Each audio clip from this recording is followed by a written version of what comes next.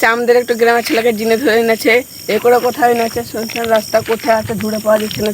তো গাইস চলো দেখা যাক। দেখতে পাচ্ছ শুনশান রাস্তা, এখানে মানুষের যাওয়া আসা অনেক কম, জিনে বসবাস করে। এই গাছটা এসে দেখছি। তো দেখতে পাচ্ছ গাছটা অনেক ভয়ানক একটা গাছ, এই গাছটা লাইট কম। তো গাইস দেখতে পাচ্ছ সাইড কিছুটা দেখা যাচ্ছে, সাদা কালো দেখতে পাচ্ছ, ভালো করে দেখলে বুঝতে পারবে কিছুটা দেখা যাচ্ছে গাইস, দেখতে পাচ্ছ।